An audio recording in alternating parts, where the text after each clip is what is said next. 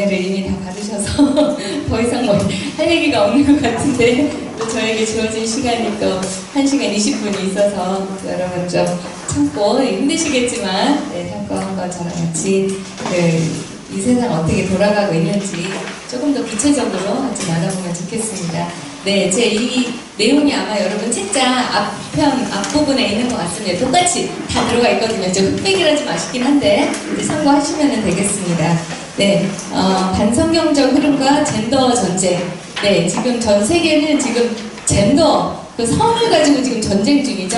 하나님이 주신 질서를 어떻게든 무너뜨리려고 이 세상이 그렇게 그냥 아주 집요하게 이렇게 지금 하고 있습니다. 근데 많은 크리스찬들이 그걸 모르고 그냥 넘어가요. 그러니까 분별이 안 되니까. 네, 그래서 정말 너무 우리 다음 세대 그러는데 다음 세대 교회가 바로 서야 우리 다음 세대들이 정말 바로 설 수 있는데, 그래서 제가 현재 침례신학대학교에 있는데 와, 다음 세대 하는데 우리 학생들, 침례 그 신학교 그 신학생들, 그 신학생들을 일단은 올바로 가치관을 세워놔야 그들이 이제 교회에 가서 또 많은 사람들을 또 깨울 거 아니겠습니까? 그래서 지금 이제 그 안에서도 제가 이제 열심히 깨우는, 그래서 막 관련된 수업도 열고, 그래서 올바로 세상을 성경적인 세계관으로 볼 수 있는 그런 눈을 이제 키우기 위한 이제 노력을 열심히 하고 있습니다. 네, 오늘 이제 아마 이게 오늘 제가 3번째인데요. 아마 여러 번 들으신 분들이 있을 거라고 또 생각이 들어요. 또 혹시 또 처음 오신 분들도 처음 들으시는 분들도 있을 테니까, 그래서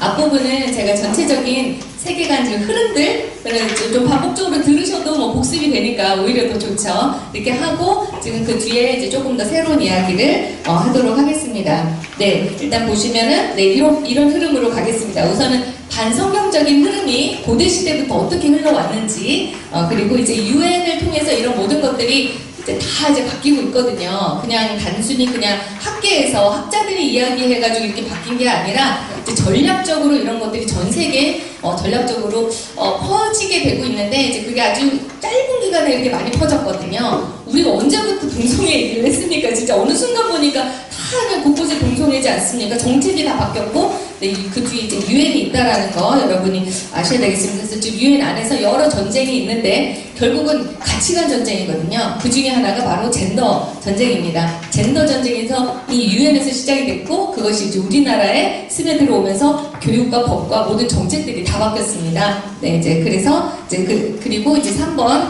그리고 유엔의 이제 젠더 전쟁이 좀 더 심화돼서 이제는 성적 지향 그리고 성별 정체성 이런 용어 가지고 이제 본격적으로 지금 싸우고 있습니다. 그리고 그 안에서 역시 다 이상한 사람들은 아니거든요. 성경적인 가치관으로 회복을 시키려는 그런 움직임도 있습니다. 그래서 그런 반격, 어떻게 이런 것들이 어떻게 일어나고 있는지 잠깐 좀 보도록 하겠습니다. 네, 고대 시대부터 거슬러 올라가도록 하겠습니다. 그 문명, 고대 시대 하면 이제 우리가 유대 기독교 문명하고 그리고 이제 고대 그리스 로마 문명 이제부터 이제 시작을 할 텐데, 유대 기독교 문명은 BC 한 2000년경 그때가 하나님께서 아브라함을 부르셨을 때거든요. 갈대아 우르에 있을 때, 우상숭배하고 있을 때 그때 하나님께서 이제 부르십니다. 그래서 이제 가나안으로 데리고 오시면서 유대 기독교 문명이 그때부터 시작이 됐다라고 보시면 되겠습니다. 하나님께서 먼저 부르셨어요. 하나님이 먼저 나타나셨고 먼저 보여주셨고, 이제 그게 바로 헤브라이즘, 유대 기독교 문명의 시작입니다. 그게 이제 구약 시대를 지나서 이제 신약까지 이제 넘어가면서, 그때 이제 예수님께서 실제 오시면서 율법을 완성을 시키지 않습니까? 네, 그 다음에 또 다른 이제 문명이 바로 헬레니즘. 우리가 잘 아는 고대 그리스 신화 많이 들어보셨잖아요. 그리스 로마 신화. 학생들 이제 아이들이 많이 읽는데요. 그냥 신화일 뿐입니다. 신들. 그들이 이제 섬겼던 신들은 인간이 만든 신들이죠. 뭐 제우스 신, 아테네 여신들 다 인간이 만든 굉장히 인간적인 신들이에요. 서로 질투하고 아이하고 싸우고, 그렇죠? 이렇게 인간이 만든 신. 네, 그러니까 굉장히 인간의 사고에서 벗어날 수 없는 그런 문화가 바로 헬레니즘 문명입니다. 그러니까 그리스 로마 신화뿐만 아니라 이제 BC 4세기경 5세기경 그때 철학이 이제 우리 현대 그 서구 문명의 철학의 기틀을 다졌던 때가 바로 이때거든요. 여러분 잘 아시는 소크라테스, 플라톤, 아리스토텔레스. 소크라테스의 제자가 플라톤, 플라톤의 제자가 아리스토텔레스, 아리스토텔레스의 제자가 바로 우리가 잘 아는 알렉산더 대왕이에요. 그 사람이 그리스 제국을 만들죠. 그러면서 완전 그리스 문명이 유럽 전 그 남부 그 지중해 지역에 완전 전체적으로 퍼집니다. 그거를 그대로 로마 문명이 그대로 받아들여요. 너무 좋은 거죠. 그래서 그리스 로마 문명이라고 우리가 같이 얘기를 하죠. 이때가 언제냐? 구약시대에 하나님께서 침묵하셨던 때입니다. BC 400년경. 예, 그때 침묵하셨을 때 고대 그리스 문명이 완전히 발달하면서 나중에는 예수님이 오셨을 때 고대 그리스 문명이 완전히 정착했을 때, 그래서 사도 바울이 맨날 그 신전을 가가지고 거기 여식 신전이 많잖아요. 다 그때 만들어진 그런 신전입니다. 네, 이제 그런 문화 속에서 헬레니즘 문화 속에서 이제 유대 기독교 그 문화가 같이 거기서 이제 공존하면서 서로 부딪히면서 이제 신약 시대가 이제 열리죠. 그래서 이게 특징이 뭐냐면 밑에 보시면은요, 헬레니즘은 철저하게 신본주의다라는 거예요. 하나님 중심인 거죠. 하나님으로부터 모든 것들이 시작이 됐습니다. 근데 네, 헬레니즘 문명은 인본주의다.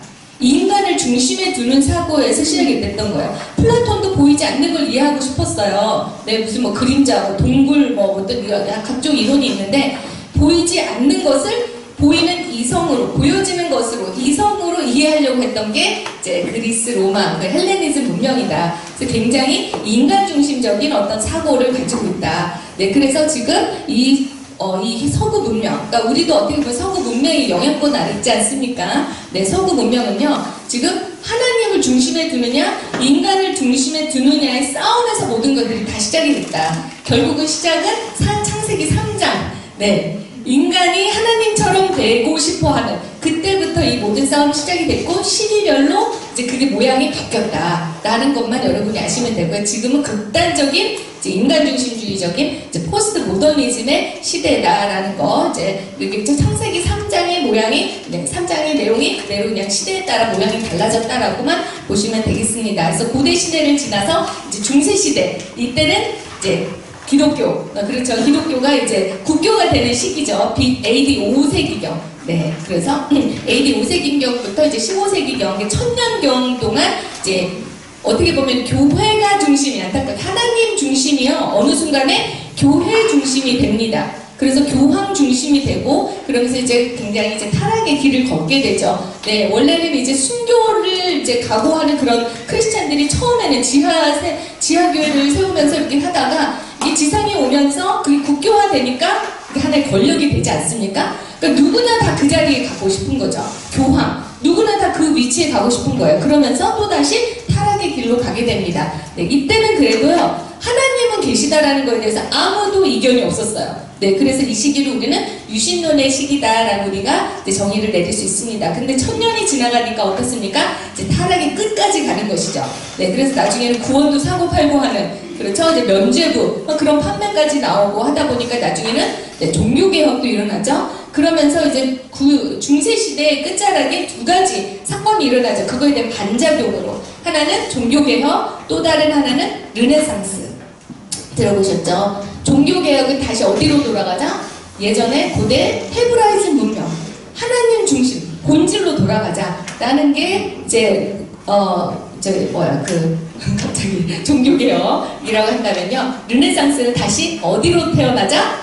다시 인본주의, 다시 고대 그리스 로마 문명으로 다시 돌아가자라는 거예요. 그래서 완전히 두 흐름이 고대 시대의 어떤 흐름과 연결이 된다라고 여러분이 생각을 하시면 되겠습니다. 그러면서 이제 과학이 발달하고 신대륙이 발견이 되지 않습니까? 과학이 발달을 하니까. 그래서 지구가 둥글다라는 걸 알고 이제는 어떤 모험을 하게 됩니까?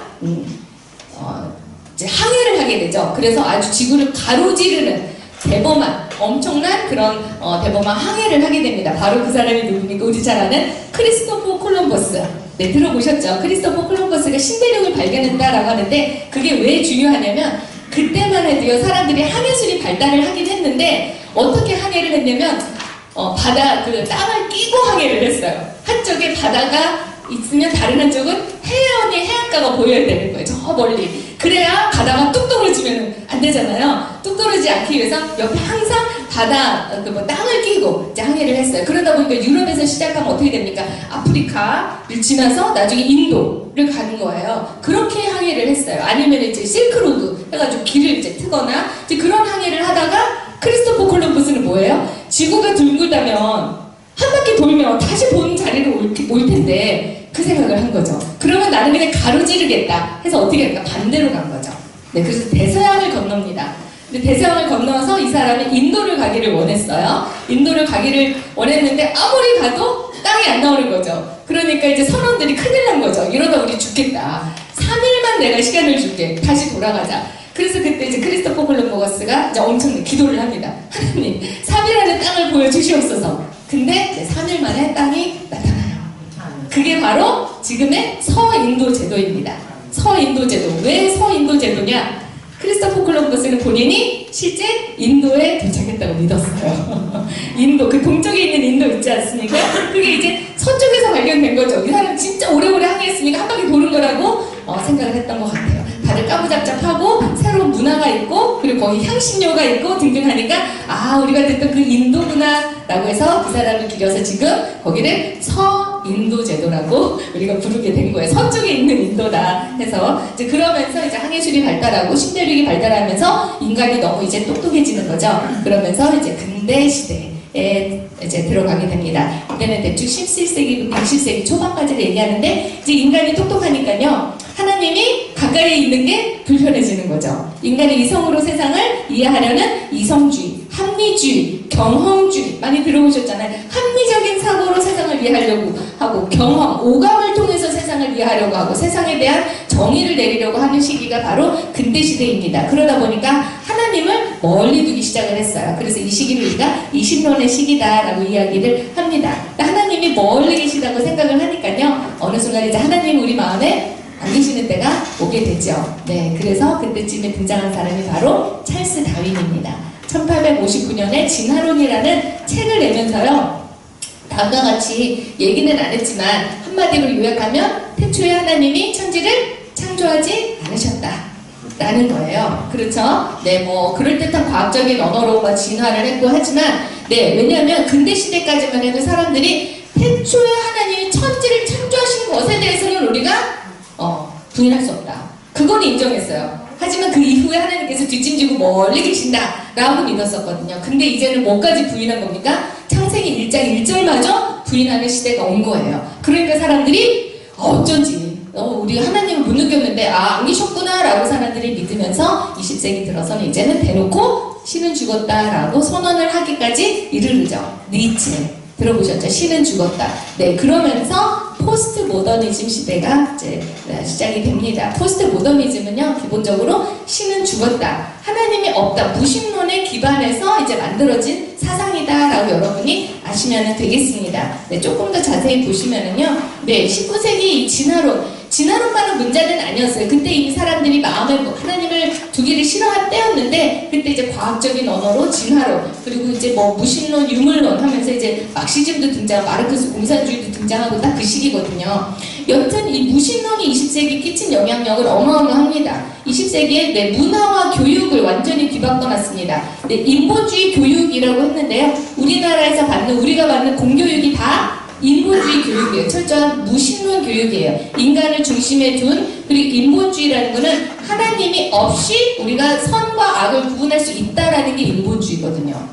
이게 완전히 창세기 3장의 내용을 그대로 가져온 거예요. 반성경적인 교육. 그러니까 학교에서 우리가 하나님 얘기하지 않잖아요. 얘기하면 굉장히 엉뚱한 사람이 되고 뭔 소리야 이런 사람이 되잖아요. 그리고 철저하게 우리가 진화론만 배우는 것만 봐도 그리고 네 삶의 주인은 너야 라고 가르치고 있습니다. 철저한 인본주의 교육을 우리가 받고 있었고 지금 아이들도 받고 있습니다. 그렇기 때문에 성장할수록 무신론자가 될 수밖에 없는 구조라는 거예요. 지금 교육 자체가 인본주의 교육이기 때문에. 그리고 모든 사상과 철학이 다 무신론에 기반합니다. 막시즘부터 해서 20세기에는 문화 막시즘이라고 해가지고 이제 세상이 어때요? 다 불공평한데 이제 모든 데가 다 불공평한 거죠. 막시즘은 경제에만 불공평하다라고 했었는데 이제는 사회, 문화, 뭐 모든 영역이 다 불공평하다 하면서 문화 전반에 불공평을 지적한 게 바로 문화 막시즘이고 또 다른 게 바로 포스트 모더니즘이죠. 다 철저하게 무신론에 근거하는 거다. 그 다음에 사회윤리 영역에서도 진화론이 굉장히 발달해서 우생학이라는 학문이 등장을 했죠. 우월한 유전자를 인위적으로 개발해서 인류의 질을 향상시키는, 그래서 또 다른 말로 산화제한, 네, 산화제한 운동이 우리나라에 그대로 이제 수용이 돼서 우리나라 인구가 줄어든 게 바로 진화론, 네, 그 뿌리를 두고 있다라고 여러분이 아시면 되고요. 또 현재 굉장히 큰 이슈가 되는 게 바로 환경, 생태학이죠. 이것도 철저한 무신론에 근거한 학문입니다. 여러분 지금 막 지구가 온난화가 되고 이기가 된다고 해서 뭐 지구 멸망이 될 거다 막 그런 식으로 호도를 하고 있는데요. 여러분 정말 크리스천적인 우리가 성경적으로 봤을 때 하나님이 인간 뭐 지구 온도가 1도 2도 좀 오르고 우리가 좀 방구 좀 껴가지고 좀 뭐 했다고 지구가 멸망할 거라고 정말 믿으시는지 하나님이 그렇게 세상을 창조하셨을까? 그렇게 여러분 생각하시면요 세상에 막 요새 막 그거 가지고 호도하는데 여러분이 그거 가지고 막 흔들리시면 안 됩니다. 한 단적인 예로요 과학자들은 다 알아요. 중세온난기라는 게 있었어요. 중세온난기 혹시 들어보셨습니까? 중세온난기가 뭐냐면요 지금 온난화라고 하지만요 이 지구는요 역사상 온도가 올라갔다 내려갔다 올라갔다 내려갔다를 주기적으로 반복하고 있어요. 주기적으로 반복하고 이거는 과학자들은 다 아는 사실이에요. 그거는 우리가 무슨 뭐 석탄석유 떼가지고 올라가는 게 아니라요 태양과 어떤 여러 가지 그거와의 관계를 통해서 그런 것들이 올라가고 내려가고 하는 상황입니다. 근데 중세시대에는 어느 정도로 온난했냐면 현재 기온의 10도 이상 따뜻했대요. 그래서 나중에는 저쪽 북유럽 있죠. 북유럽, 스칸디나비아.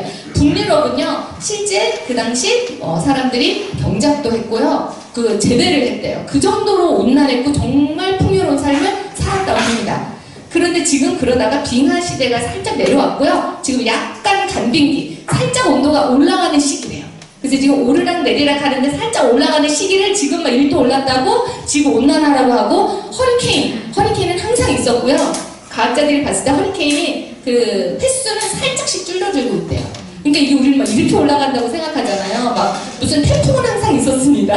허리케인은 항상 있었고, 그러니까 우리가 뉴스에서 얘기하는, 그러니까 세상에서 얘기하는 것을 정말 그럴까라고 한 번쯤은 우리가 질문을 할 필요가 있다. 이건 이제 또 다른 이슈니까 이제 그거는 이제 나중에 얘기를 하는 걸로 하고요. 오늘은 이제 막심, 이제 젠더, 오늘은 그거에만 집중을 좀 하도록 하겠습니다. 네, 좀 더 자세히 들어가면요. 무신론의 영향을 받은 게 바로 이제 유물론, 이제 보여지는 게 전부라는 거죠. 마르크스주의. 네, 그 사람은 인간은요, 어떻게 봤냐면, 루소까지 한번 거슬러, 여러분들 루소가 뭘 주장했었죠, 루소? 성선설. 혹시 들어보셨나요? 성선설? 네, 성선설, 성학설. 옛날에 학교 때 배웠던 기억이 납니다. 루소는 성선설을 외쳤던 사람이에요. 성선설은 뭡니까? 인간은 태어나면서부터 선하다라는 거예요. 얼마나 반성경적입니까? 인간은 우리는요, 죄인이에요, 죄인. 우리는 악한 존재잖아요. 네, 근데 루소는 인간은 선한데 사회가 문제라는 거예요. 사회가 문제고 이 사회 구조가 문제이기 때문에 인간이 선한 인간이 이 사회 구조를 뒤집고 개혁을 하고 바꿔야 된다라고 하는 게 루소의 사상이에요. 그걸로 인해서 이제 일어난 사건이 바로 프랑스 혁명이었어요. 프랑스 혁명 때 인간은 선한데 사회 구조가 잘못됐어. 그래서 다 뒤집어 엎어 개혁해 혁명을 일으켜 하면서 그들이 어느 쪽에 앉아 있었냐? 왼쪽에 앉아 있었거든요. 그 혁명을 일으키려고 했던 사람이 왼쪽에 앉아 있었어요. 그래서 그때부터 등장한 개념이 바로 좌파입니다. 왼쪽에 앉아 있었거든요. 그래서 오른쪽에 앉아 있는 사람 우. 그리고 프랑스에서는요, 우라는 거는 옳다라는 뜻이고 좌라는 거는 틀리다라는 뜻이기도 해요. 네, 여튼 그래서 일단 그래서 좌우 개념이 생각났다. 그러니까 엄밀히 말해서 좌의 개념은요, 인간은 선하다라는 데서 시작이 됐다라는 거. 그러니까 어떻게 보면 굉장히 반성경적이다라고 우리가 조금 볼 수 있겠죠. 그러면서 이제 나중에 극단적으로 가는 게 바로 마르크스예요. 실제 뒤집어 엎으려고 했잖아요.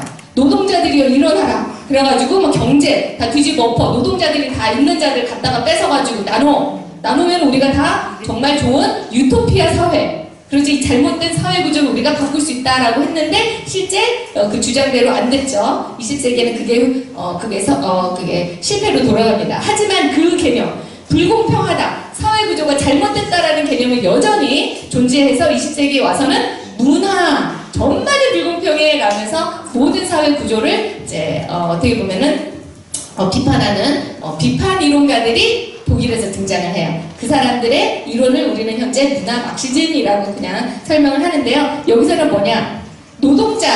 막시즘은 보면 노동자들이여 해방하라라는 거잖아요. 근데 문화 막시즘 뭐예요?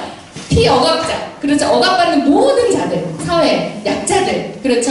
약자는 당연히 우리가 보호를 해줘야 마땅하겠죠. 당연히. 근데 이 사람들은요, 은근슬쩍 그 약자에다가 성경이 말하는 선과 악, 거짓과, 그렇죠? 옳고 그름의 그 선을 넘어선 상태에서의 모든 약자까지를 다 아우르는 게 문제다라는 거예요. 네. 그리고 조금만 더 나중에 설명을 좀 드릴게요. 그리고 페미니즘. 거기서 등장한 게 바로 페미니즘이죠. 페미니즘은 어디에 불공평에만 집중한 거겠습니까? 네, 여성은 불공평해, 남녀의 불공평에만 집중한 게 바로 페미니즘이다. 네, 저는 이제 한때 미국에서 공부할 때 영문학자로서 저는 페미니스트였고요. 저는 포스트 모더니스트였어요. 왜냐하면 제 언어 자체가 사회의 언어, 학계의 언어가 다 이 언어밖에 없어요. 네, 하나님 그러면 이제 신학교 가야 되는 거예요.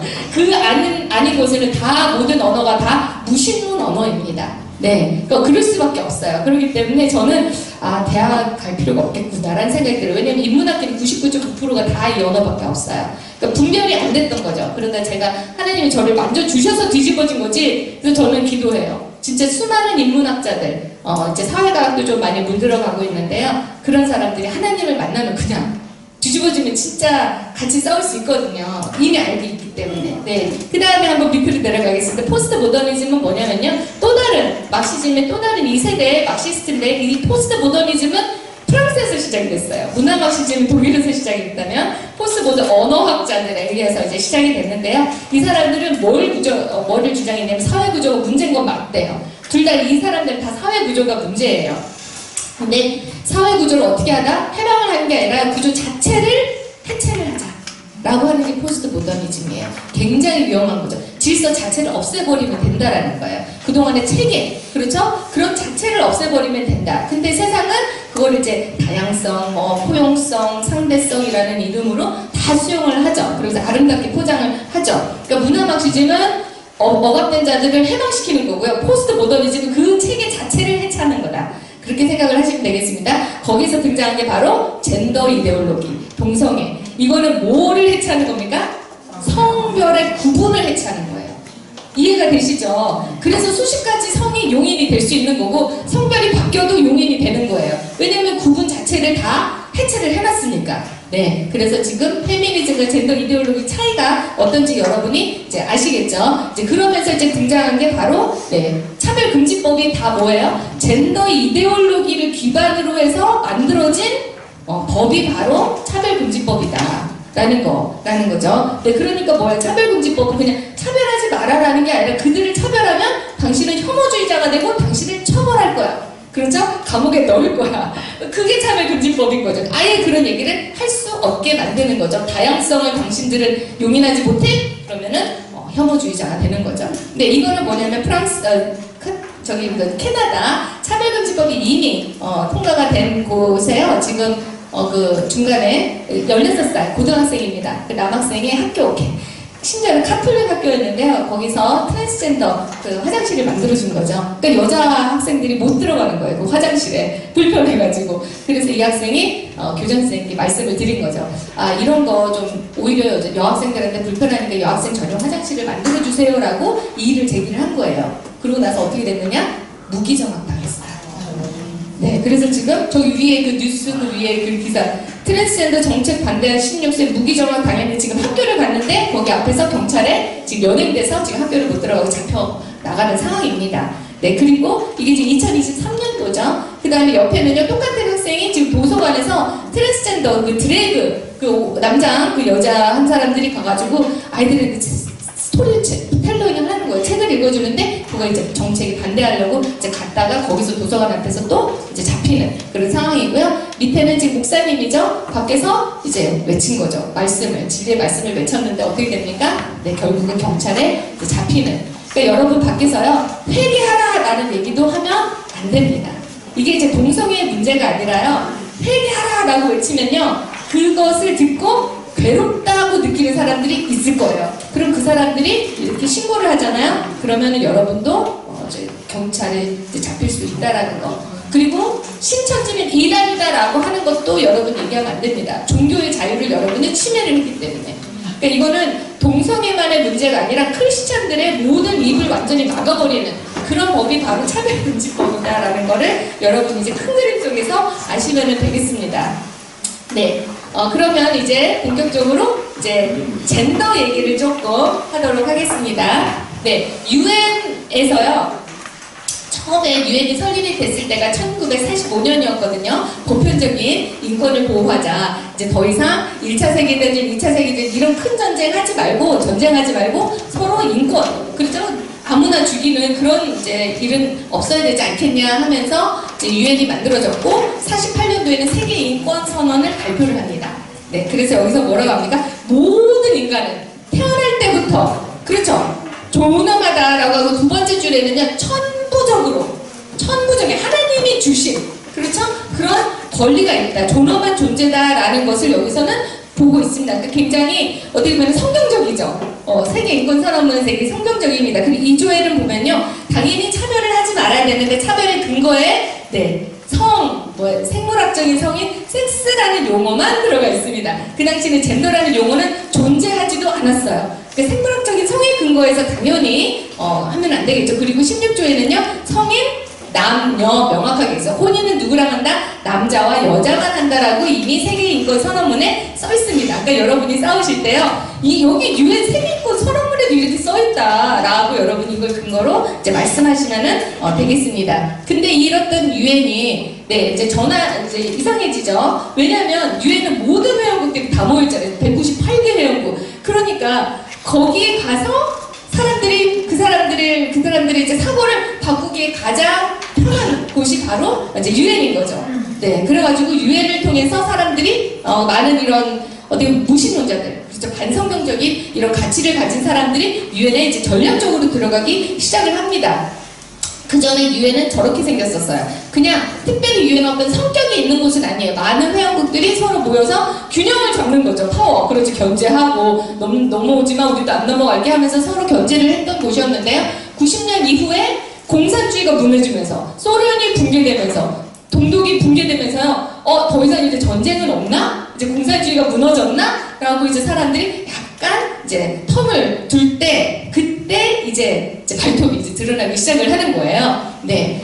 그런 거 말고 공산주의 뭐 그런 것뿐만 아니라 얼마나 다양한 이슈들이 많은데 환경 문제도 있고 아동 문제도 있고 여성 문제도 있고 뭐 인권 성소수자 이런 문제도 있는데 하면서 이거를 새로운 어젠다로 이제 올려놓기 시작해요. 그걸 우리는 글로벌 어젠다라고 하는데 이런 어젠다를 누가 내놓느냐? 회원국들이 안 내놔요. 회원국들은 그냥 자국의 이익을 위해서 가는 거예요. 근데 이런 어젠다들을 밑에 NGO 단체들 그리고 이제 그 각종 전문가 집단 학계는 다 넘어갔다고 했잖아요. 전문가 집단 그리고 그 뒤에 누가 그걸 재정 지원해줍니까? 초국가적인 기업들, 재단들이 뒤에서 엄청난 지원을 해줍니다. 그러면서 이제 글로벌 거버넌스라는 그 운영 형태가 만들어져요. 거버넌스는 뭐냐면 원래는 회원국 중심에 위에서 결정되면 아래로 이어지는 거버넌트 형식이었는데 거버넌스 형식은요, 아래에서 민간인들이, 재단들이 목소리를 내서 회원국들이나 그런 나라의 방향성을 바꿔버리는 그게 바로 글로벌 거버넌스예요. 굉장히 위험한 상황입니다. 네, 그래서 지금 어떻게 됐냐면 유엔 자체가 하나의 권력이 돼버렸어요. 권력이 장이 돼서요. 지금 각 국가들이 거기에 완전 속박된 그런 지금 모양이다라고 여러분이 아시면 되겠습니다. 그래서 유엔 글로벌리즘의 실체를 잠깐 보시면요, 모든 이데올로기가 이제 저는 이제 신자파 이데올로기라고 했는데, 네, 사회 구조가 잘못됐다라고 했던 그 좌파 이론이 이제 포스트 모더니즘 문화 막시즘이라는 개념으로 철저히 이제 반성경적인 이데올로기가 완전히 학계를 장악했죠. 문화 막시즘 하면서 그 안에 성적 지향, 젠더, 환경 잠깐 말씀드렸지만 소수자 담론 이런 것들이 이제 막 만들어져요. 그리고 포스트 모더니즘 해놓고 다양성, 형평성, 포용성 이거 굉장히 위험합니다. 왜 다양성이 왜 나빠요? 다문화가 왜 나쁜가요? 나쁘진 않죠. 당연히 다양한 문화를 우리가 수용을 해야 맞는데요. 문제는 뭐냐면 그들의 모든 문화를 무조건적으로 다 수용하라는 거예요. 이슬람 문화 다 수용하라는 거예요. 할랄 음식 다 수용하라는 거예요. 그렇게 되면 어떻게 돼요? 우리나라 문화랑 부딪힐 수밖에 없거든요. 우리나라에 살면 로마에 가면 로마법을 따르야 되는데요. 그들은 그들 법을 따르고 나중에는 그들이 세력이 커지잖아요. 유럽처럼 돼요. 그들이 다 시장이 되는 거예요. 런던 시장 3선 지금 이슬람 사람이 하고 있거든요. 이슬람 사람들이 다 그 사람을 뽑아주는 거예요. 근데 그러면서 이제 완전 거기가 이슬람화되고 있어. 유럽이 전 지역이 다 30%가 넘어가 버려요. 게다가 아이도 많이 낳잖아요. 우리는 그놈의 산화 제한 때문에 아이를 확 줄여놨는데, 근데 이제 그런 상황, 그러니까 다양성을 우리가 분별해서 다양성을 봐야 된다. 그 다음에 밑에 신자파 이런 NGO 단체들은요 다 사회를 뒤집어엎는 거에 사회 개혁, 사회 뭐 그런 거에 굉장히 이제 혈압이 돼 있는 사람들이 많죠. 그러니까 이 사람들은요 뼛속까지 아주 우리는 그냥 모양만 크리스찬이잖아요. 그들은 뼛속까지 이 신념을 믿어요. 그러니까 목숨 걸고 하는 거예요. 그러니까 그들을 이길 수가 없는 거죠. 그 사람들이 이제는 완전 유엔까지 다 들어간 상황이에요. 네, 그래서 유엔 기구와 이제 협력을 통해서 이런 의제들을 글로벌 규범으로 이제 올려버린 거예요. 우리가 모르는 사이에. 그리고 그 뒤에는 누가 있습니까? 다국적 기업들과 재단들. 네, 빌 앤 멜린다 게이츠 재단이요. WHO에 내는 돈이요. 두 번째로 많대요. 국가들 사이에서 두 번째로 많대. 그 각 혼자 재단이. 그러니까 이제 WHO는 각종 제약회사랑 또 엄청 밀접한 연관이 있거든요. 네, 그래서 그때 이제 코로나 때 그 많은 백신들이 들어올 때 어느 백신을 밀어줬는지 보면 WHO를 보면 알아요. 그게 다 돈하고 연결돼 있고 다 권력하고 연결이 돼 있는 거예요. 그러니까 우리는 어떻게 보면은 그들의 마루타가 됐을 수도 있겠다라고 이제 생각이 드는 거죠. 록펠러 재단은 이제 우리가 잘 아는 그 11조 마니아 그 록펠러인데, 록펠러 재단은 유엔이 처음 설립될 때부터 같이 했어요. 그래서 이제 유엔의 그 뉴욕에 있는 건물 있죠. 그 갈색, 그 네모난 그 상자같이 생긴 건물이 록펠러 그 부지에다가 그걸 세운 거거든요. 록펠러가 기부를 해서 이제 만들어진 겁니다. 록펠러 재단과 함께 했고, 록펠러는 이제 산화 제한에 아주 앞장선, 우생학 연구에 엄청나게 앞장선 사람이고요. 네, 그 사람이 다 지금 유엔에 지금 밀접한 연관이 있고, 세계경제포럼, 다보스 포럼이라고 하죠. 거기서 이미 전 세계의 이제 경제적인 흐름을 이미 다 결정을 합니다. 그 소수들이 그거를 유엔 안에서 유엔의 어젠다로 설정을 하면서 이제 회원국들이 따르게 하는. 그러니까 이건 민주주의가 아니에요. 민주주의가 아니라요.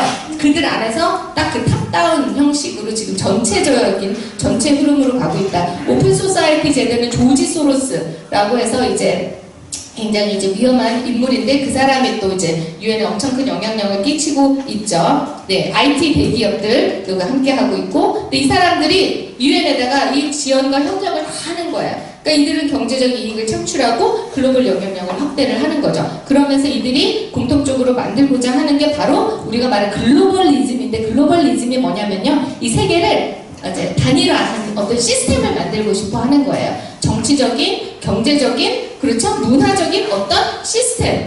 뭐 소위 말하는 세계 단일 정부라는 게 그냥 나온 게 아니라요. 유엔 안에 문서에도요, one single government, 그런 용어 굉장히 많이 나와요. 초창기부터. 그러니까 하나로 가야 우리가 평화를 이룰 수 있다. 평화라는 목적하에 하나로 가는 거예요. 그러다 보니까요, 이제 우리나라 교과서도요, 다 바뀌었어요. 이걸로 인해서 더 이상 애국심 교육하지 않습니다. 우리는 세계 시민 교육을 해요.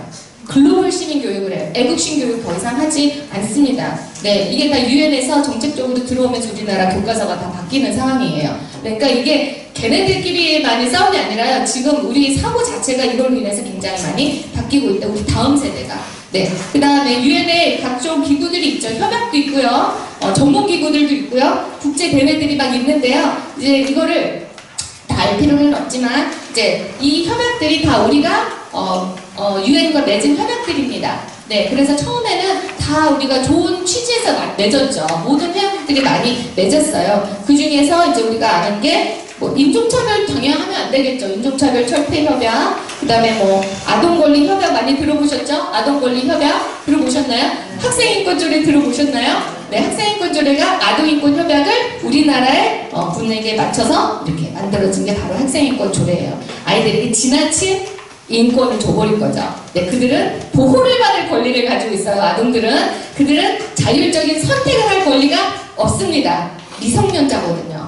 그들은 교육을 받을 권리, 보호를 받을 권리를 가지고 있는데, 이제는 아동인권조례, 아동인권 권리협약이나 학생인권조례 뭐예요? 아동에게도 선택의 권리가 있다는 거예요. 학교를 안 갈 권리가 있고요. 놀 권리가 있고요. 부모를 거역할 권리가 있고요. 종교의 자유가 있기 때문에 주일날 부모가 교회를 가라고 해도 안 갈 권리가 있는 거예요. 그게 아동의 권리예요. 그게 학생인권 조례에 다 들어가 있습니다. 네, 여튼 근데 이런 협약이, 솔직히 협약에는 그런 얘기가 막 대놓고 있지는 않은데요. 문제가 위원회가 문제예요. 위원회 하면 사람들이잖아요. 협약이 잘 잘 이행되는지 누군가는 모니터를 해야 되겠죠. 수많은 회원국들이 협약을 맺었으니까. 그래서 위원회들이 실제 협약대로 각 국가들이 하는지를 모니터링을 해요. 한 4, 5년 주기로. 근데 그 위원회에 바로 아까 전에 제가 말씀드렸던 그런 반성경적인 그런 개념을 가진 문화 막시즘적인 포스트 모던적인 그런 개념을 가지고 있는 전문가들 다 위원회에 들어갔어요. 그래서 이제는 섹스라는 개념을 이렇게 재해석하기 시작을 하죠. 성적 지향, 젠더 정체성 이것도 다 섹스 안에 들어가는 거야. 그러니까 그거에 기반한 차별 금지법을 제정하라고 이들이 공통적으로 우리에게 얘기를 하고 있다라는 거예요. 인종차별 철폐협약 2003년도에 처음 우리한테 이야기를 하고 우리나라는 그거를 그대로 수용해서 2006년도부터 어떻게 해야 되는지 이해하려고 노력을 하고 있는 거죠. 지금 그런데 많은 크리스찬 분들이 여러분들 포함해서 우리 김영종 교수님 진짜 초창기에 이걸 발견하시고 싸우셔서 지금 우리나라가요. 이런 국가가 없대요. 이렇게 싸워가지고 막는 국가가 우리나라밖에 없는 거예요. 그래서 많은 국가들이 주시하고 있습니다. 우리 끝까지 우리 선에서 이게 한번 막아졌다고 막는 게 아니라요. 이 분위기 흐름상 어때요? 다 이렇게 가고 있어요. 전 세계적으로. 네, 그렇기 때문에요. 우리가 안 됐으면 그 다음 세대 예수님 오실 때까지 싸워야 될 수 있다라는 거 아셔야 되겠습니다. 네.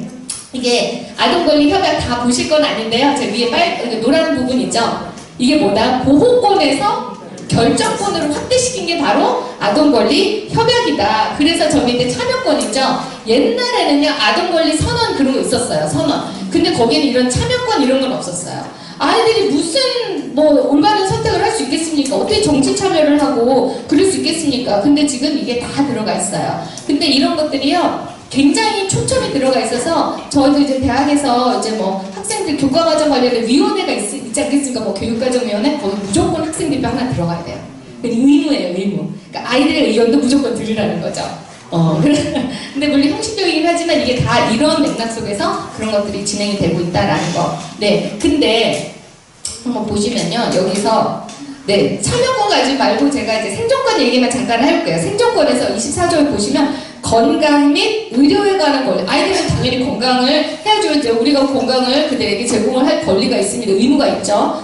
당연한 건데 그것을요 위원회들이 이걸 어떻게 확대 해석했는지를 보여드리려고 합니다. 2013년도에요 위원회에서 가끔 가다가 이제 논평도 내요. 워낙 협약이 모호하게 써 있어서 위원회들이 구체적으로 설명을 해줍니다. 제목이 최고 수준의 건강을 누릴 수 있는 아동의 권리에 대한 일반 논평 2013년도 거를 한번 제가 가져와 봤어요. 그것에 이제 몇 부분만 가져왔는데요. 그걸 이제 여러분이 한글 부분만 보시면 되겠습니다. 이들이 아동의 권리, 건강 개념을 어떻게 확대를 시켰는지, 네. 아이들에게는요, 받을 건강 보호를 받는 데는요, 차별이 없어야 되겠죠. 그래서 원래는요, 성별, 섹스의 근거에서도 차별을 받지 말아야 된다라는 게 원래 아동권리 협약에 써 있었어요. 근데 위원회가요, 한 줄을 더 넣어요. 근데 그거에는 뭐까지 포함이 된다? 여기에는 성적 지향, 성별 정체성, 건강 상태 등도 포함이 된다 하면서 섹스라는 개념을 확장을 시켜가지고 이렇게 글을 여기 쓰는 거예요. 그리고 밑에는 건강권 해놓고요. 건강권은 뭐까지 포함이 되느냐? 성과 재생산의 자유, 성적 자유와 재생산의 자유. 재생산하면은 아이를 낳을지 말지 결정할 자유거든요. 낳을 수도 있지만 낳지 않을 수도 있는 게 재생산권이에요. 그러니까 낙태의 권리가 재생산권 안에 다 포함이 돼요. 근데 지금 아이들한테 무슨 권리까지 주는 거야? 성적 자유, 낙태의 자유도 아동의 권리다라고 지금 확대 해석을 한 게 바로 아동권리위원회예요. 그러니까 이런 것들을요, 우리는 아동권리 협약을 맺었잖아요. 그러면 이런 데서 논평 오면 아동권리 협약과 거의 동등한 정도로 중요하다고 생각을 해서 그대로 수용을 합니다. 우리나라는. 그대로 수용을 해서 그 교과서에 다 넣어요. 그래서 우리 교과서에 지금 이게 다 들어가 있어요. 성적 자유, 뭐죠? 갑자기 그 용어가 자기 결정권, 성적 자기 결정권. 네, 그거를 지금 중학교 때부터 지금 가르치고 있습니다. 네, 굉장히 위험하죠. 그리고 몇 가지 보면은 여러 협약 중에 하나만 인종차별 철폐 협약. 당연히 인종차별하면 안 되겠죠. 그래서 우리가 그냥 순수한 마음으로 딱 맺었어요. 그랬는데 위원회가 주기적으로 우리에게 권고를 하는데 위원회가요. 다음과 같은 얘기를 했어요. 밑에 보시면 5줄에 뭐라고 하냐면 2007년도에 당사국, 우리나라, 대한민국의 현실에 더 이상 부합되지 않는 단일민주 국가 이미지를 극복하기 위해 적절한 조치를 취할 것을 권고한다. 그러니까 우리는 뭐야? 더 이상 당신네는 단일 민족 국가가 아니다. 그거야말로 인종차별이다라는 거예요. 그러니까 그 이미지를 극복해야 된다라고 하면서 밑에 인권의식 프로그램을, 이거와 관련된 인권의식 프로그램을 초중등 교과서에 포함을 시켜라 라고 2007년도에 얘기를 하고 나서요, 우리나라는 그걸 곧바로 이행을 합니다. 그게 바로 기사화된 걸 보시죠? 초등급 교과서 단일민족 삭제. 그러니까 이게 우리나라 정체성이거든요. 우리나라의 정체성. 아무리 지금 뭐 많은 외국인들이 들어온다 하더라도요, 이게 우리나라의 뿌리예요. 근데 그게 개념이 완전히 삭제가 됐어요. 그리고 대놓고 밑에는 인권교육, 2009년도부터 교과서에 인권교육이 들어가 있거든요. 그래서 5학년만 되면요, 인권 개념을 배워요. 그래서 차별, 혐오라는 개념이 입에 그냥 달고 살더라고요, 애들. 그리고 우리가 인권을 보호해야 된다 하면서 활동이 뭐냐면요, 피켓을 만들어서 밖에 나와서 피켓 시위하는 게 인권 활동의 하나의 액티비티더라고요. 우리 아이가 나간다는 거에서 제가 이제 잠깐 이제 대안학교를 보냈다가 잠깐 이제 5학년 잠깐 뺐어요, 한 학기. 근데 보니까 인권 교육한다고 하면서 나가가지고 피켓 그거 한다는 거여서 다시 빼가지고 대안학교로 이제 보냈죠. 이제 지금 세상이 그렇습니다. 세상이. 네, 그리고 전문기구. 지금 보시면요, 우리가 잘 아는 전문기구들 아시죠? WHO, 유네스코, 유니세프, UN 여성, UN 환경계획, UN 인구기금. 우리나라 인구를 줄이는데 UN 인구기금에서 90% 이상의 재정 지원을 받아서 인구가 지금 이렇게 이 모양 이꼴 된 겁니다. 또 UN 인권이사회는 이제 우리나라 국가인권위원회랑 또 밀접하게 연관된 거죠. 이 전문기구들이 공통적으로 뭐라고 얘기하느냐? 어디에도 얘기하는 데는 없어요. 어느 국가 무슨 총회, UN 총회 많이 들어보셨잖아요. 그런 데서는 이런 거 논의가 안 돼요. 왜냐면 반대하는 국가가 너무 많기 때문에. 그러니까요, 전문기구에는 누가 들어갔겠습니까? 소위 전문가라는 사람들이 또 이 기구에 들어갔겠죠? 그 사람들이 만들어내는 언어예요. 성적 자기결정권 인정하라, 낙태의 권리 인정하라, 성적 지향 젠더 정체성의 권리 인정하라, 그리고 유네스코, 유니세프는 아동에게도 동일하게 이 개념을 적용하라 라는 게 지금 이 전문기구들의 전반적인 방향이다라는 거예요. 여러분, 그 성적 지향이 무슨 의미일까요? 성적 지향. 성적 지향이 꼭 동성애만을 의미하나요? 성적으로 끌리는 대상인 거잖아요, 성적 지향이. 그쵸? 근데 지금이 우리가 막 동성애 하니까 성적 지향이 이꼴 동성애라고 하지만 꼭 동성한테만 끌릴까요? 아니잖아요. 양성한테도 끌릴 수 있어요. 그래서 차별금지법에는 양성의 등이라고 했는데 그 등 안에 양성애 말고 뭐가 들어가 있어요? 다자성애도 있고요. 꼭 어른한테만 안 끌릴 수도 있잖아요, 성적 지향이. 그쵸? 어른이 아닌 다른 어린 아이한테도 끌릴 수도 있고요. 인간이 아닌 존재한테도 끌릴 수 있어요. 그렇죠? 그리고 동물한테도 끌릴 수 있어요, 심지어는. 성적 지향이라는 개념이요, 굉장히 위험한 개념이라는 거. 그러니까 여러분, 성적 지향이라는 용어를 막 쓰시면 안 돼요. 그러니까 이게 동성애 한번 뚫리죠? 다른 거 안 뚫릴까요? 아우, 금방 뚫리죠. 아까 전에 아마 기름부 교수님께서도 말씀하셨을 텐데, 차별금지법 통과된 데는요, 다른 것도 엄청나게 다 뚫렸어요. 뭐 마약도 그렇고, 뭐도 그렇고, 매출, 뭐 허용, 뭐 다. 뭐 그런 것들이 그냥 뚫리는 거예요. 그러니까 그거를 여러분이 아셔야 돼서, 우리는요, 왜 이렇게 동성애 그러냐가 아니라요, 하나님의 질서를 보호하려고 하는 거예요, 우리는. 남녀의 질서, 가정의 질서. 그게 뚫리면 그냥 무너지는 거예요. 그래서 아까 전에 창세기 1장을 알면, 창세기 알면, 거기 하나님의 창조 질서 다 들어가 있는 거거든요. 근데 우리는 그걸 안 믿는 거죠. 근데 악한 영들은요, 그걸 어떻게든 그냥 뒤집으려고 하는데, 우리는 그거를 그냥 귀뚱으로 안 들어요. 그냥 넘어가요. 그런 상황이다. 한번 유네스코 잠깐 보시면요. 유네스코가 만들어질 때요, 이 사람들은 철저한 무신론에 근거해서 만들어진 거거든요. 그래서 유네스코 목적과 철학, 거기에 그냥 몇 문구 하나만 가져왔습니다. 유네스코 기본 철학은 과학적 세계 인본주의를 기반으로 합니다. 그리고 세계적으로 뻗어나가야 돼요. 그리고 이 과학은 뭐겠습니까? 진화론인 거죠. 그리고 그래서 뭐예요? 그 범위는 글로벌해야 돼요. 모든 그 회원국들에게 다 영향을 끼쳐야 됩니다. 그리고 배경은 진화론적이어야 된다.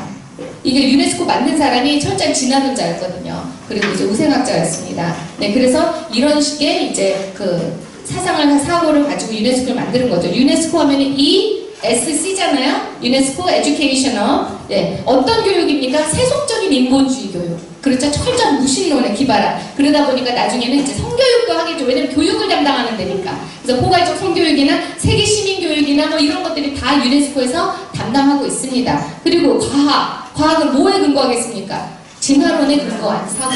그렇죠. 진화론적. 그러니까요, 요새 이제 진화론에 근거해서 막 환경 문제, 이것도 굉장히 유네스코에서 막 띄우고 있는 거죠. 그 다음에 culture, 문화라는 거는요, 상대적으로 가는 거예요. 문화 상대주의. 많이 들어보셨나요? 상대주의는 있을 수 없어요. 절대적인. 옳고 그름은요, 절대적이어야 돼요. 근데 이게 옳고 그름이 상대적일 때부터 이제 모든 것들이 무너지는 거죠. 이 문화 상대주의는 다른 말로 포스트 모더니즘이라고도 우리가 할 수 있습니다. 근데, 그리고 그러다 보니까 다원주의. 모든 걸 다 수용하는 거죠. 근데 그게 문화만 수용합니까? 종교도 수용하는 거예요. 그래서 종교다원주의 들어보셨나요? WCC, WE, 이게 다 무신론에 근거한 포스트 모더니즘에 근거한 개념이다.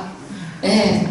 그 다음에 글로벌 거버넌스, 아까 잠깐 설명을 드렸죠. 이게 지금 다 우리가 이 세상이요, 다 그냥 반성경적으로 돌아가고 있는 데서 우리는 크리스찬이라고 그렇게 외치면서, 일부는 또 모양만 크리스찬, 근데 다 그냥 저쪽인 거죠. 그러니까 그런 속에서 우리가 싸움을 하고 있다. 엄청난 영적 싸움을 하고 있다라는 거예요. 그래서 이게 지금 전체적으로 다 보이는 거고요. 그 중에 하나, 국제 대회 중에요. 우리가 다 이런 대회가 중요한데, 그 중에 하나, 최근 대회가 2015년 지속가능, 많이 들어보셨나요? 지속가능, 이것도 유엔에서 밀어붙이는 용어죠. 지속가능 발전 정상회의. 이거 뭐냐면요, 각종 이슈, 이 위에서 보시면 아동 이슈, 환경 이슈, 인권, 인구, 여성 문제, 이런 것들을 가지고 매년 회의를 열었었어요. 그러다 나중에는 그냥 이걸 하나로 다 아우러서 2025년에 다시 모였어요. 2020년부터 30년까지 이 모든 어젠다를 다 모든 회원국들이 다 이행할 것을 이제 선언을 하는 거예요. 무조건 이행해라 라고 해서 지속가능 발전에서 무슨 이게 바로 여러분 많이 보셨을지 모르겠습니다. SDG라고도 우리가 얘기를 하는데요. 지속가능 발전 목표, 이게 17가지 항목입니다. 그래서 다 보면은 주제별로 다 필요한 것 같아요. 그렇죠? 뭐 빈곤 퇴치, 기아 종식, 건강과 웰빙, 양질의 교육, 성평등 등등, 밑에 뭐 깨끗한 에너지 다 필요한 것 같지만 이 안에 들어있는 내용들, 이게 철저하게 반성경적인 내용들이 여기 다 스며들어 있거든요. 자세히 보시면 건강과 웰빙이에요. 성과 재생산, 낙태, 성적인 자유를 위한 서비스가 건강과 웰빙 안에 그 서비스를 제공하라라고 다 들어가 있어요. 양질의 교육, 유네스코가 담당하죠. 교육, 네, 각종 교육, 우리가 반대하는 모든 교육이 다 유네스코 양질의 교육 4번에 다 들어있어요. 인권교육, 성평등, 포괄적 성교육, 문화 다양성 교육, 성인지 교육, 세계 시민 교육. 그렇죠? 근데 이게 밖에서만 되는 게 아니라 교과서 안에 그냥 다 들어가 있어요. 그냥 다. 그러니까 애들은 여기서 빠져나올 수가 없죠. 성평등, 네, 우리가 우려하는 그 젠더 개념 다 들어있고요. 여기 제가 전통가족 보호 미포함이라고 했잖아요. 네, 당연히 이런 내용 안에 가족도 보호해야 된다라는 너무나도 당연하지만 마땅한 그 얘기는 들어가 있어야 되는데 심지어 그 내용이 빠졌어요. 왜냐하면 전통 가족이라는 개념이 서로 합의가 안 됐어요. 유엔 안에서.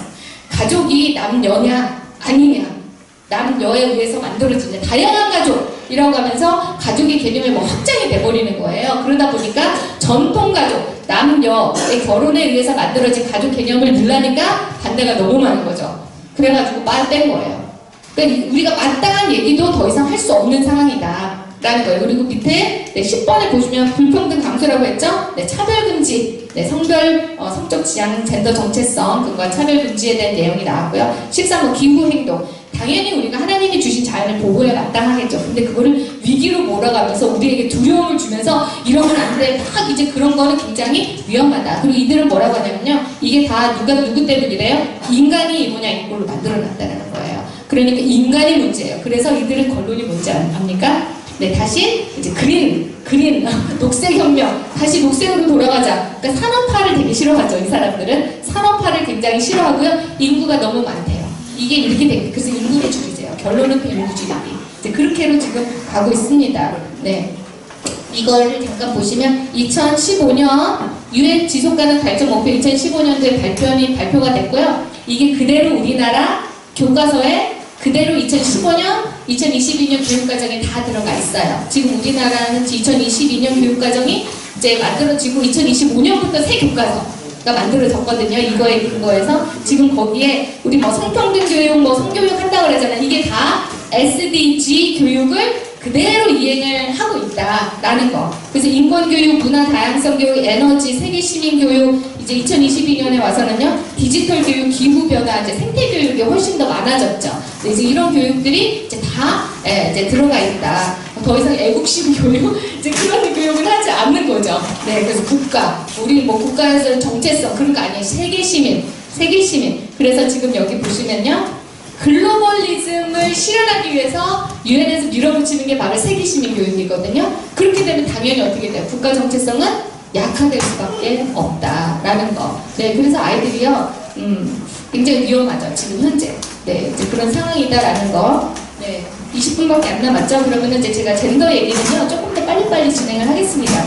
네, 젠더 개념이 언제부터 드러났냐면요, 그러니까 결국 여성 대회가 뭐죠? 여성. 아까는 제가 뭐 대회 몇 가지 얘기했는데 그 중에 이제 몇 개 대회들만 그냥 처음에는요 은근슬쩍 한 16번 나왔어요. 막 수백 페이지의 행동 계획 거기 안에 16번 젠더 용어가 들어가서요 사람들 눈치 못 챘어요. 이 젠더가 뭐였는지 몰랐어요. 그러다가 93년도에는요 세계 인권 대회가 한 번 있었는데 이거는 왜 5회밖에 안 들어갔냐면 모든 인권을 다 알았거든요. 아동 인권, 뭐 장애인 인권 다 들어가다 보니까 여성 인권 섹션에 젠더 용어가 이제 5번 들어갔다라는 거. 네, 그리고 94년도에 인구 대회, 이게 또 굉장히 중요한 대회인데요. 인구를 그동안 열심히 전 세계적으로 줄였거든요. 그러다 94년도에는 이제 더 이상 인구 줄이는 거 이렇게 막 하지 말자. 그냥 알아서들 결정하게끔 하자 하면서 재생산권, 여성의 권리다.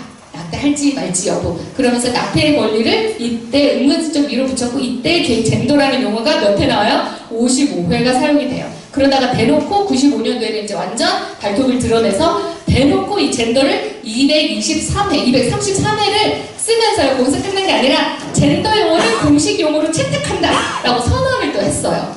그 사람들이 이래저래 젠더 용어 몇 번 보긴 봤는데 도대체 젠더가 뭐냐 막상 하려고 보니까 젠더 용어가 정의가 없는 거예요. 그래서 회원국들이 그때 그 회의 95년도 여성회의에서요 반대 의견을 만들기 시작한 거예요. 젠더 용어가 문서에 진짜 많이 나오는데 이게 무슨 뜻인지 정의가 없다. 정의를 내려라. 많은 회원국들이 얘기를 합니다. 그래서 거기서 무슨 언급이 되냐면 무슨 내용이 언급된 주디스 버틀러. 들어보셨나 모르겠습니다. 이 사람이 젠더 이론을 만든 사람이거든요. 퀴어 이론. 네, 현재 지금 버클리 대학의 교수죠. 그 주디스 버틀러의 개념을 어떤 이제 전문가, 그 안에 전문가가 가져와서 주디스 버틀러는 말하기를 젠더를 이렇게 정의합니다. 라고 뭐라고 발표를 했냐면 젠더는 구성된 상태, 사회적인 구성물, 뭐 그렇죠?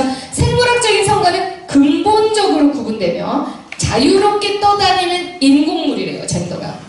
인공물 자유롭게 떠다녀? 네, 그 사람은 free floating 뭐 artifact라는 용어를 써요. 그럴듯하게. 그리고 남자 혹은 남성적 존재가 여성의 몸을 남성의 몸으로 간주하고 여자 혹은 여성적 존재가 남성의 몸을 여성의 몸으로 그러니까 남녀가 왔다 갔다 할 수 있다라는 그 개념을 거기다 갖다가 드린 거예요. 그러니까 많은 회원국들 이게 무슨 뜻이냐 여러분 딱 그 반응이에요.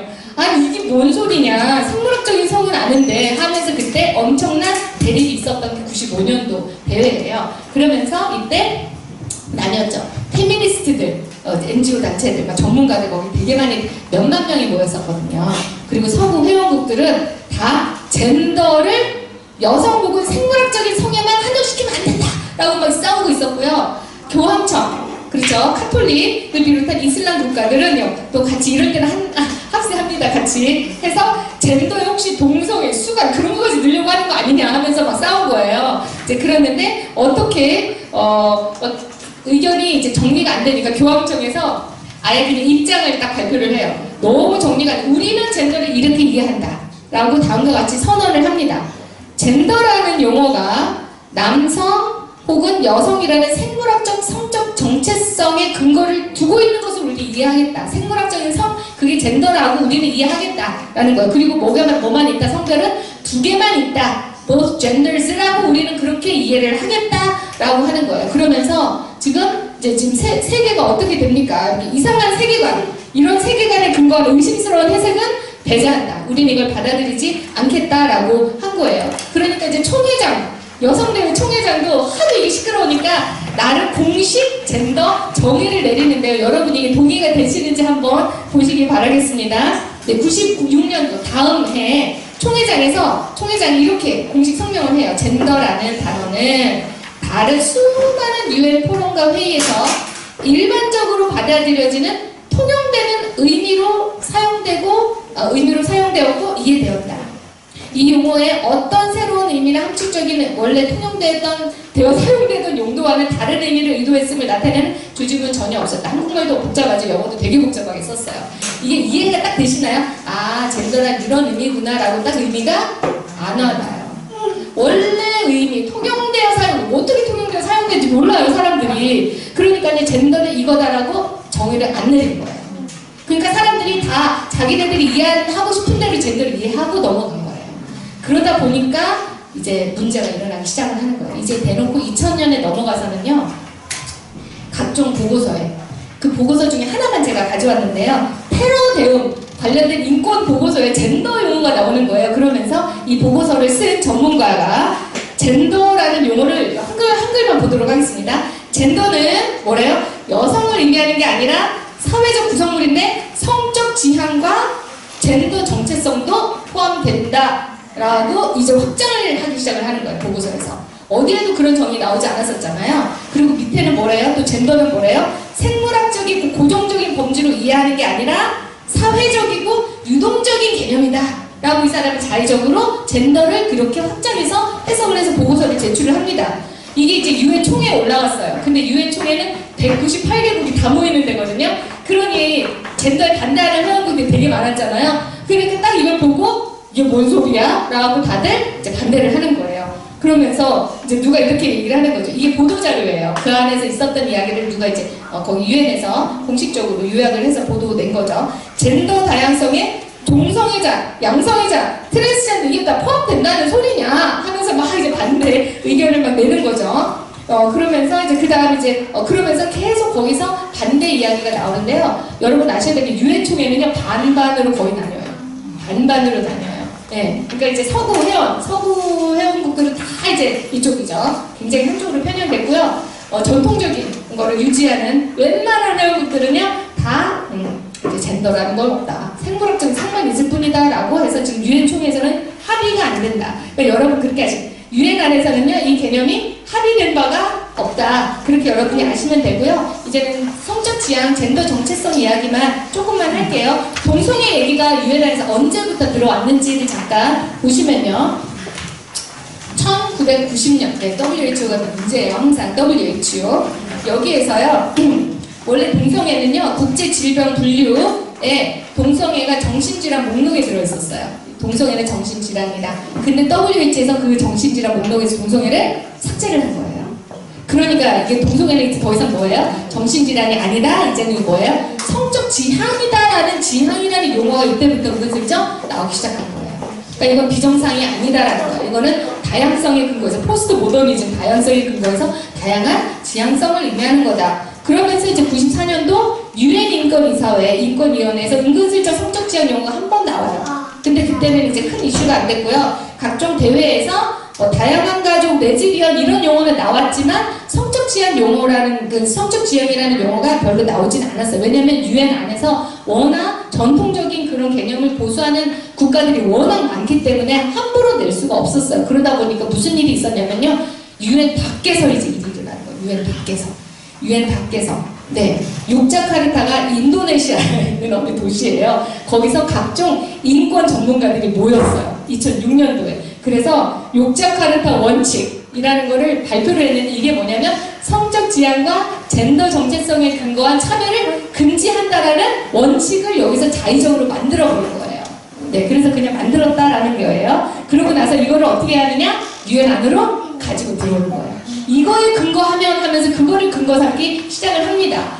그러니까 이제 유엔 안에서는 어때요? 이제 싸움이 본격적으로 시작이 됐다. 그래서 2008년도에요. 유엔 총회에서요. 갑자기 막 성명서를 막 발표하기 시작을 하는 거예요. 이게 막 그 건의가 안 되고 안건으로 올라가지 않으니까요. 성명서, 무슨 성명서냐? 인권선언 60주년 기념을 해가지고요. 성적 지향과 젠더 정체성에 관한 선언. 해가지고 66개국이 모여서 서고 회원국들이 이거는 인권이다. 이거에 의한 차별은 하면 안 된다라는 성명을 딱 내니까 그 반대. 그렇죠?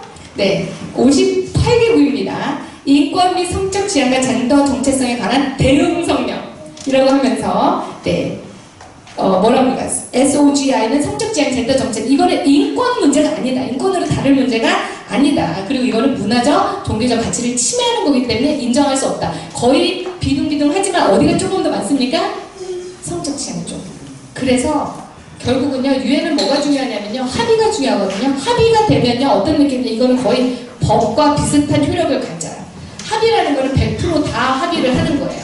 근데 이거는 합의가 절대 안 되는 거예요. 그러니까 유엔 총회에서 합의가 되는 게 이들의 목표인데 너무 반대하는 국가들이 많다 보니까 유엔 총회에서는 이루어지지 않아요. 이 논의가 이루어지지 않으니까 어디에서 이루어지냐면 유엔 인권 이사회에서 논의가 이루어져요.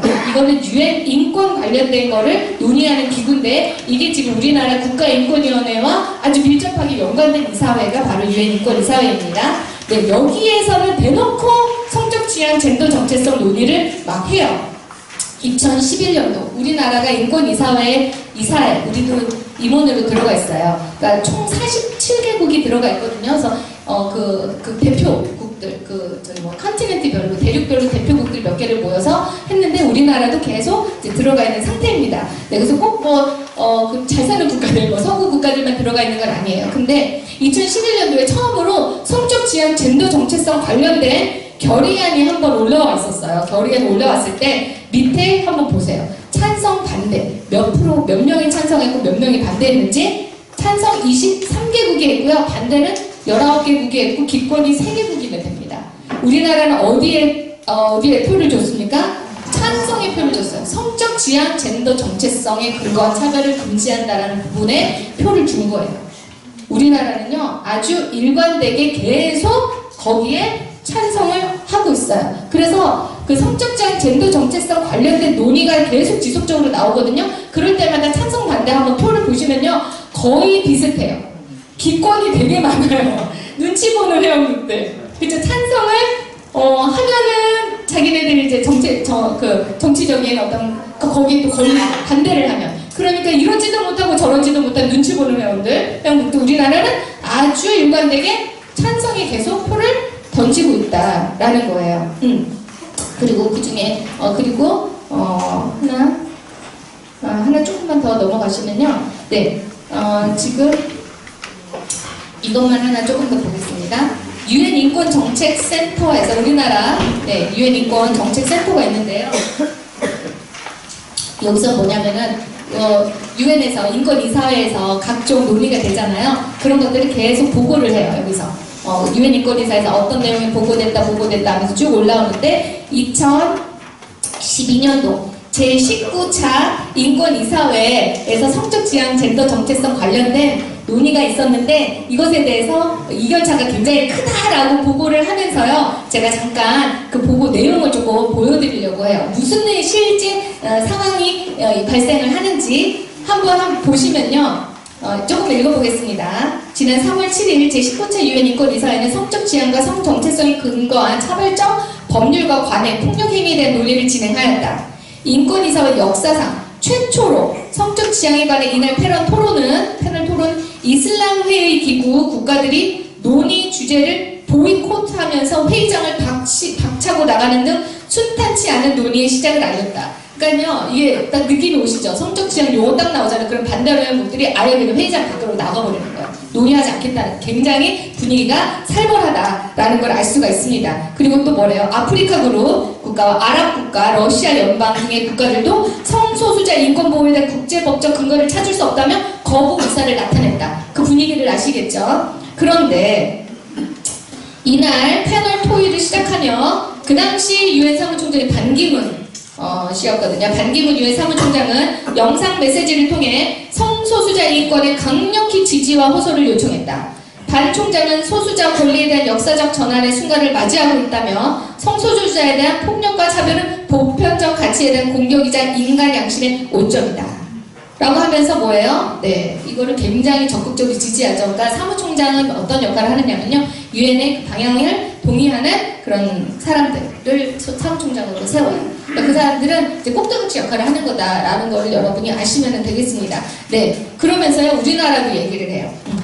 네, 예상됐던 대로 논의는 성소수자의 인권 옹호하는 진영과 그렇지 않은 진영 간의 팽팽한 줄다리기로 이어졌다 등등등등 얘기했잖아요. 근데 우리나라가요 이 와중에 이렇게 분위기 살벌한 상황에서 한편 한국은 여기서 무슨 얘기를 했을까? 한국 정부 대표는 이번 패널 토의를 환영하는 입장을 밝히며 국내 성적 지향과 성 정체성에 근거한 차별적 폭력 행위가 보고된 바 없다고 전했다. 또한 2007년 이후 제자리 걸음을 하고 있는 포괄적 차별금지법을 제정하기 위해 노력 중이며 조만간 마무리될 것으로 기대한다고 전했다. 나아가 국가인권기본정책계획을 언급하며 NAP 언급하며 이를 통해 동성애 혐오를 언급하거나 성적 취향에 대한 잘못된 편견이나 혐오를 일으키는 교육과정의 콘텐츠를 바로잡기 위한 노력을 하고 있다고 전했다. 우리나라를 굉장히 앞장서서 성적 지향 부분